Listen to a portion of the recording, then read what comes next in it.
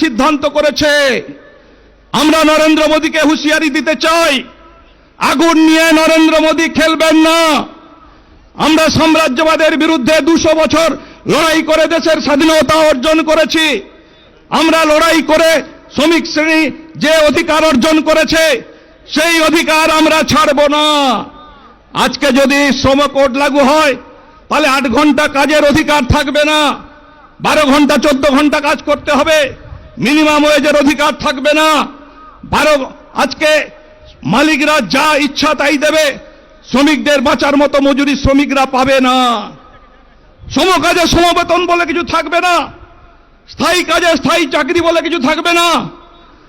এই শ্রম কোড লাগু হওয়ার সাথে সাথে আমাদের দেশের 75% শ্রমিক যারা বিভিন্ন কলকারখানায় কাজ করছে তারা ভারতবর্ষের শ্রম আইনের বাইরে চলে যাবে।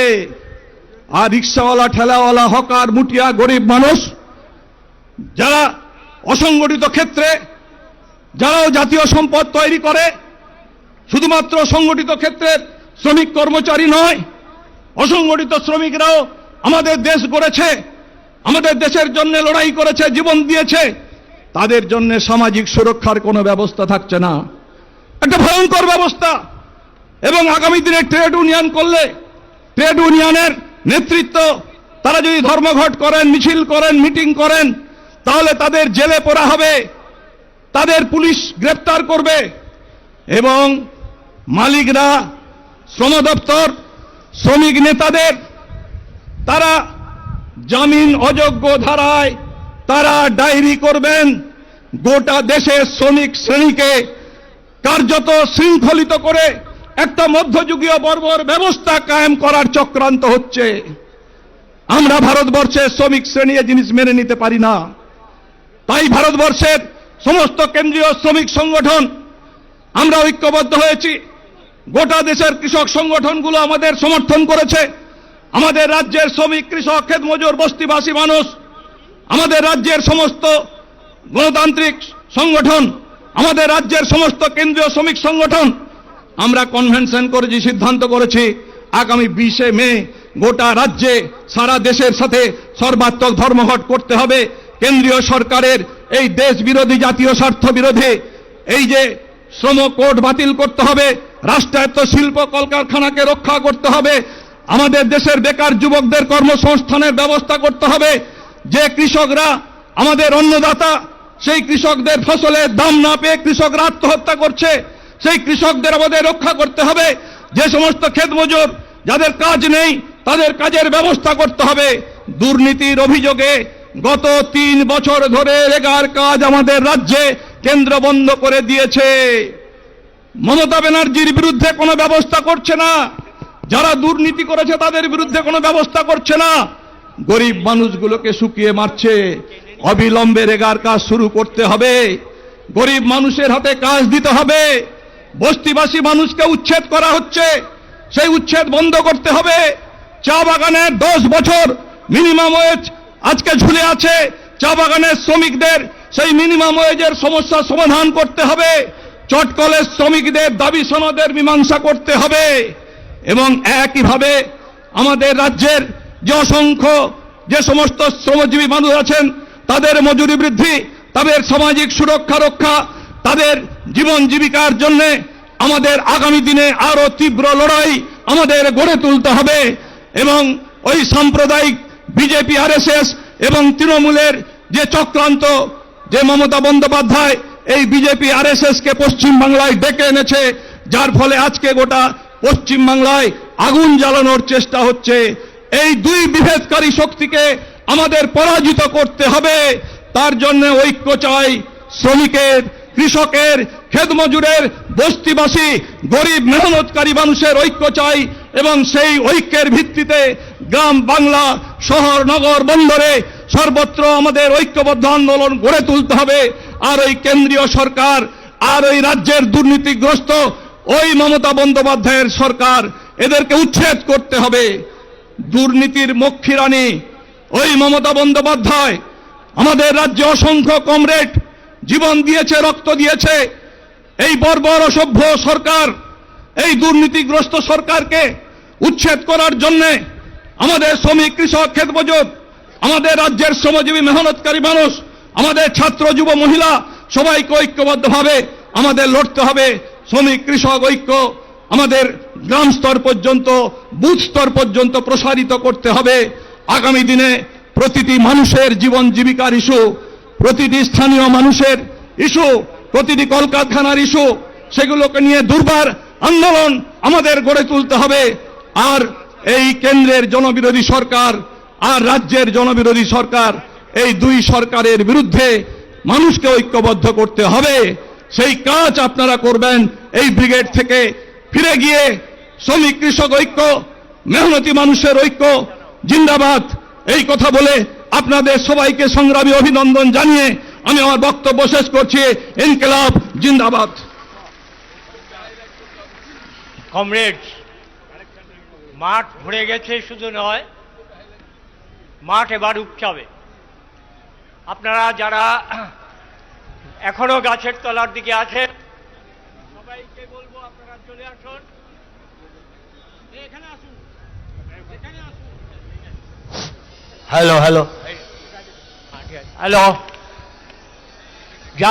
যারা এখনো গাছের তলায় আছেন সবাইকে অনুরোধ, স্বনির্বন্ধ অনুরোধ, আপনারা ক্রমে ক্রমে এগিয়ে আসুন। অসংখ্য মিছিল ঢুকছে, দক্ষিণ থেকে ঢুকছে, পূব থেকে ঢুকছে, উত্তর থেকে ঢুকছে। সুতরাং তাদেরকে জায়গা করে দিতে হবে। সবাইকে নিয়ে আমরা মিটিং শুনব। এখন বলবেন পশ্চিমবঙ্গ প্রাদেশিক কৃষক সভার সম্পাদক কমরেড অমল হালদার। কমরেড অমল হালদারকে বক্তব্য রাখার জন্য অনুরোধ করছি। কমরেড সভাপতি মণ্ডলী, মঞ্চে উপবিষ্ট বামফ্রন্টের নেতা কমরেড সেলিম এবং আরেকজন সর্বভারতীয় শ্রমিক নেতা আপনারা চেনেন কমরেড তপন সেন সহ অন্যান্য নেতৃবৃন্দ। আজ থেকে 27 বছর আগে এই ব্রিগেড প্যারেড গ্রাউন্ডে একটা সমাবেশ হয়েছিল কৃষক সভার ডাকে। সেটা ছিল তেভাগার 50তম বর্ষ উপলক্ষে সেই সমাবেশ। সেদিন যারা বক্তব্য রেখেছিলেন প্রকৃতির কারণে আজকে তারা কেউ বেঁচে নেই, কিন্তু তারাই শিক্ষা দিয়েছিলেন। তেভাগার আন্দোলন, যে আন্দোলনের প্রধান স্লোগান ছিল একটা মানুষ, একটা লাঠি আর একটা টাকা, এই স্লোগানকে সামনে রেখে যুক্ত বাংলায় বিশাল কৃষক আন্দোলন গড়ে উঠেছিল। বন্ধুগণ, সবথেকে আজকে ভাবার বিষয়টা কোথায় জানেন? সেই তেভাগা আন্দোলন আমাদের দেশের সাম্প্রদায়িক দাঙ্গাকে রুখে দিয়েছিল। যদি গরিব মানুষ, সমস্ত স্তরের মানুষ যদি আমরা ঐক্যবদ্ধ হই শ্রেণীগতভাবে, তাহলে দাঙ্গা ঠেকানো যায়।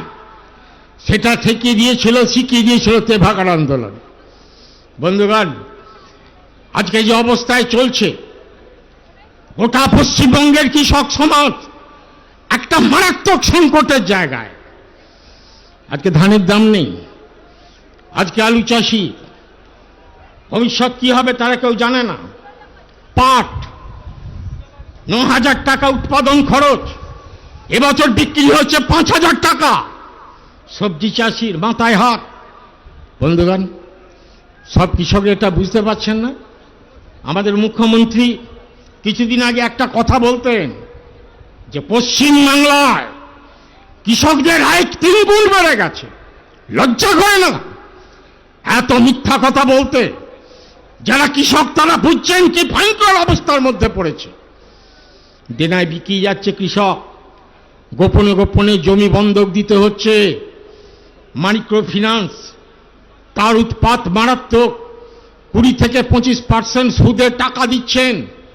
ঘর বাড়ি ছেড়ে রাতের অন্ধকারে চলে যেতে বাধ্য হচ্ছে। এটাই তো বাস্তব। গোটা পশ্চিমবঙ্গের মাটিতে আজকে কেউ কোনো ফসলের দাম নেই। আজকে প্রত্যেকটি ক্ষেত্রে উৎপাদনের উপকরণের দাম প্রচুর।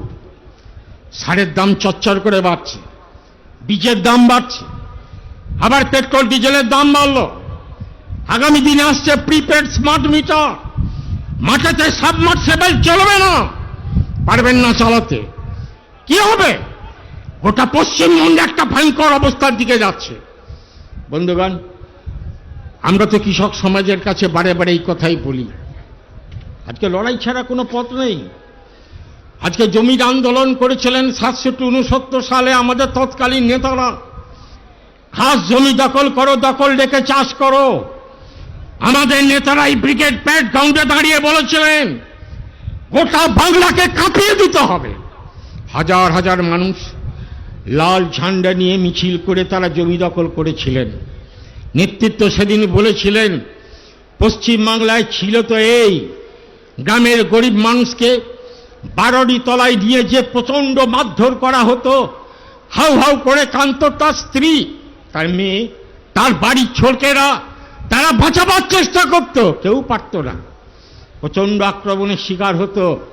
সেদিন তারা ভাবতো আমাদের কি কেউ বাঁচাবার নেই। বাঁচাবার জন্য ছুটে এসেছিল এই লাল ঝান্ডা। লাল ঝান্ডাই ঐক্যবদ্ধ করেছিল সমস্ত মানুষকে। জমির আন্দোলন হয়েছিল, 80 সালে মজুরির আন্দোলন হয়েছিল। বন্ধুগণ, আজকে কি দেখছেন? যাদের পাট্টা দিলাম বামফ্রন্টের আমলে, যারা বর্গা রেকর্ড করলেন, আজকের পাট্টা রাখতে পারছেন? বর্গা রেকর্ড রাখতে পারছেন? আজকে জমি কারা হচ্ছে? সেই জমি চলে যাচ্ছে কাদের কাছে?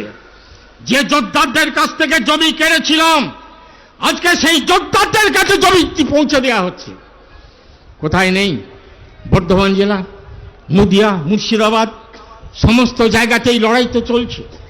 পশ্চিম মেদিনীপুর একটা ব্লক ডেবরা, হাজার হাজার মানুষ বিআরওর অফিসে ঘেরাও করে যে পাট্টা বাতিল করেছিল, সেই পাট্টা গরিবরা আবার নতুন করে পেয়েছেন, তাদের দলিল পর্চা সবকিছু। লড়াই করলে পাওয়া যায়। আজকে জমির আন্দোলনে আমাদের কমরেডরা একটা ভূমিকা নিচ্ছেন, জমি দখল করতে দিচ্ছেন না। পশ্চিম 3 things that you must try next time when you're visiting Lal Bagh and Parel. And today I have a new payment part. ভালো করে বোঝেন। একটা জানেন, আমাদের দেশের আদিবাসী যাদের, তারা পাচ্ছেন না শিডিউল ট্রাইব তাদের সার্টিফিকেট। যারা আদিবাসী তাদের সব জানেন টাকার বিনিময়ে কিভাবে আদিবাসীদের সার্টিফিকেট দেওয়া হচ্ছে, আপনি কল্পনা করতে পারবেন না। আদিবাসী যাদের একটা হোস্টেল ছিল, পড়ার ব্যবস্থা ছিল, সব আস্তে আস্তে উঠে যাচ্ছে। গ্রামের গরিব ঘরের মানুষ কি ভাববেন? আপনার ছেলে স্কুলে পড়তে পারবে? একই তো উঠে গেছিল পড়াশোনা, তারপর আবার গোদের ওপরে 20 পড়ার মতো আবার 26,000-এর চাকরি চলে গেল। যারা যোগ্য শিক্ষক হাউ হাউ করে কাঁদছে। কার্যত মমতা ব্যানার্জি অযোগ্য শিক্ষকদের বাঁচাবার জন্যে যোগ্য শিক্ষকদের বলি দিলেন। আমাদের প্রশ্ন, হে কৃষক পরিবারের সন্তান, তোমার সন্তান আগামী দিনে কোথায় পড়বে তুমি ভেবে নাও। আবার আসছে সেই নিরক্ষরতা, আবার আসছে সমস্ত ক্ষেত্রে একটা অন্ধকার চেহারা। প্রত্যেকটা গ্রামে গ্রামে মদের দোকান, গ্রাম পঞ্চায়েত ভিত্তিক। আপনার পড়াশোনা হবে না, আপনার ছেলে মদ খেয়ে মাতাল হয়ে ঘুরে বেড়াবে। আপনি চান? সেই জায়গায় মমতা ব্যানার্জি নিয়ে যাওয়ার চেষ্টা করছেন। এই পশ্চিমবঙ্গ আজকে আমরা বাঁচতে পারবো না। যারা একটু ভাবনা চিন্তা করে